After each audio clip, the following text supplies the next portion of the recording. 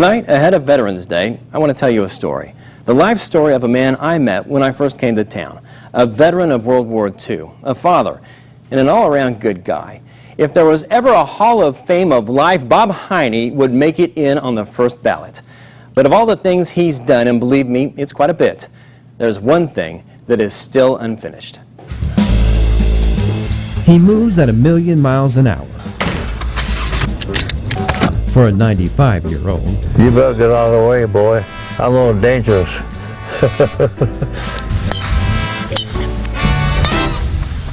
All clear? I don't want to hit anybody. These days, the confident stride has turned to a slow shuffle. I used to hit 5-irons. Now I can't even get home with the driver. Breath comes with the aid of an oxygen bottle, but the eyes, they still sparkle, and they light up when he looks back. They tell me I'm a legend there. Well, I guess I am.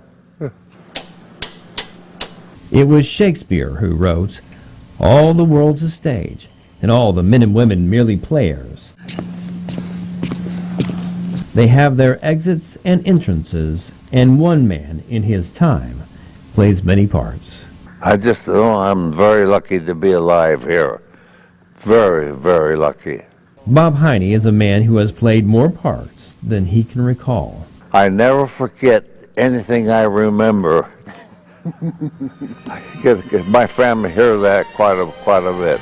All right, Bob, let's start from the beginning. That's a long time ago, Brett. Life is not a highway strewn with flowers. I was born in 1922.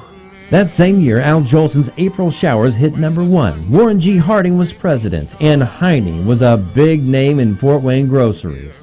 The family business. It meant little Bobby had to grow up fast. My dad had me pecking potatoes. I fill them up, and he said, fill them up that far. He said, I'll weigh them. So I'll never forget. I was 5 years of age. By the time he was a teen, those potatoes were small potatoes. Basketball was his bread and butter. He was an all-star Hoosier hoopster for Central Catholic. In 1939 and 40, they won back-to-back national championships. 5,000 people welcomed them home. Bob's remarks, they were carried live on the radio. What was that like? I just know it was exciting, put it that way. To see all those people. On to college, first to Gonzaga, then to St. Joe College in Rensselaer. A season of baseball and a brush with a Hoosier with a star even brighter than his own. And that's where I met Gil Hodges, who later became in the Hall of Fame playing baseball for the Brooklyn Dodgers. That next year, he was back to basketball at the University of Toledo, ran the table at the tourney to the finals of the NIT, and lost. On his team, though, a guy they called Gremlin, Emlyn Tennell, the first African-American inducted into the Pro Football Hall of Fame. And then, the world intervened. As soon as we finished in New York in the NIT tournament, we got drafted right away in the Army. Sent to Fort Hood, stationed with a Hoosier from Gary, who Bob says was legendary for being lazy.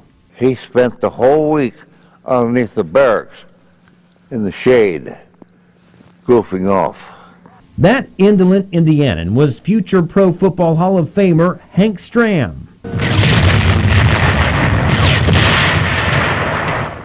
Before long, the barracks were left behind. The boys, they were moved to the Eastern Front. We were in my battalion and company was probably in 3 or 4 major battles. One of them, the last great battle of the war, Remagen Bridge, where he made friends and lost friends. We lost 28 men when the bridge collapsed. So many stories, but he shies from the serious, preferring the ones that draw a laugh.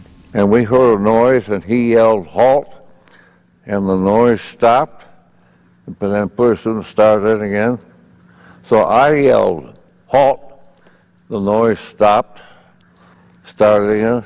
So I took my carbine, and I fired about 6 or 8 shots. Pretty soon, a moo. I shot a cow. That's how I helped win World War II. Back home after winning the war, he married the girl next door. Well, actually, She was the girl on the next block. Bob and Marge grew a family together. 3 tow-headed tots in a house in the city. From sleigh rides to snowball fights, they raised those girls until they gave them away. And then they got grandchildren. An idyllic life in Indiana. Perfectly perfect until it wasn't. But Marge was a good. I miss her. She's been gone 7 or 8, 9 years now, I think. It's pretty hard. You'll find out someday when you lose them.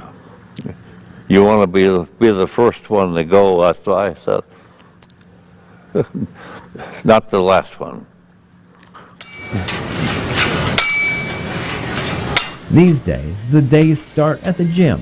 What's the secret to longevity, to living a long life? Is being very active,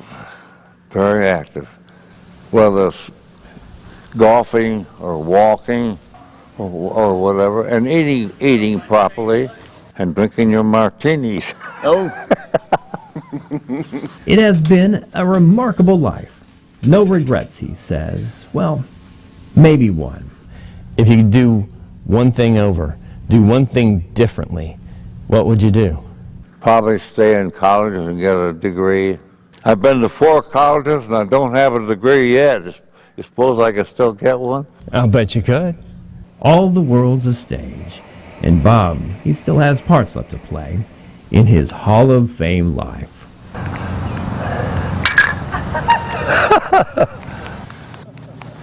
Now, Bob, I know that you're watching tonight, and I have a surprise for you. I just got this today. It says, "Dear Mr. Heiny, we learned of your personal history from Wayne TV's Brett Thomas. Your passion for serving others and your strong Catholic faith is an inspiration for all.